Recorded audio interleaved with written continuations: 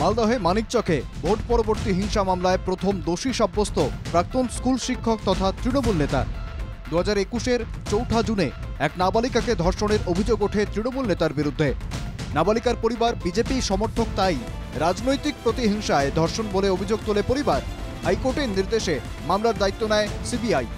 সেই মামলায় রফিকুল ইসলামকে দোষী সাব্যস্ত করে মালদহের পক্সো আদালত। শুক্রবার সাজা ঘোষণা করবেন বিচারপতি। পক্ষান্তরে এটাও দেখা যাচ্ছে যে আসামির পরিবার শুধু এইসব কারণেই এই ভিকটিম পরিবারের উপর তাদের একটা বহুদিন ধরে ক্রোধ ছিল, সেটা কিন্তু সাক্ষ্য প্রমাণের ভিত্তিতে এসেছে। বিজেপি সমর্থক হওয়ায় ভোটের আগে থেকেই নির্যাতিতার পরিবারকে টার্গেট করেছিল রফিকুল। ভোটের ফল বেরোনোর পর থেকেই রফিকুল বারবার হুমকি দিত বলে অভিযোগ। সুযোগ পেতেই নাবালিকাকে ধর্ষণ করে রফিকুল। দাবি নির্যাতিতার মায়ের। আমরা বিজেপি করি, ওরা তৃণমূল করে, ওই জন্য ওরা খাপা হয়ে আছে। আমাদের উপরে বিরুদ্ধ হয়েছিল ওরা, যে কিছু না কিছু করবো, ওদের গরিব বলে ওরা বাদলা নিতে চেয়েছিল, যে গরিব আছে ওরা কিছু করতে পারবে না, ওই জন্য বাদলা নিয়েছে, রেপ করেছে আমার মেয়েকে। বিজেপির দাবি, রাজ্যের পুলিশের উপর মানুষের কোনো ভরসা নেই।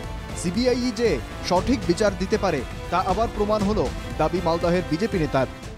আজকে পশ্চিমবঙ্গের মানুষ বুঝতে পারলো যে না, এই ফুটবল ভায়োলেন্সের জন্য যে আমাদের সঠিক বিচার, সেই সঠিক বিচার একমাত্র সিবিআই দিতে পারে, পশ্চিমবঙ্গের পুলিশ দিতে পারে না।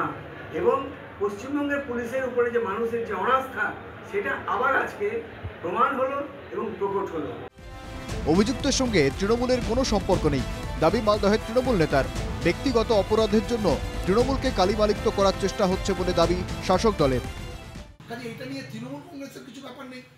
কেউ যদি মনে করে যে কোনো ঘটনার সাথে তৃণমূলকে জুড়িয়ে তৃণমূলকে মেলাইন করবে, তারা মূর্খের স্বর্গে বাস করছে। 2026 আর কয়েকটা দিন পরে দেখবেন এই মানিকচকের মাটিতে আবার সবুজ পতাকা পথ করে উঠবে।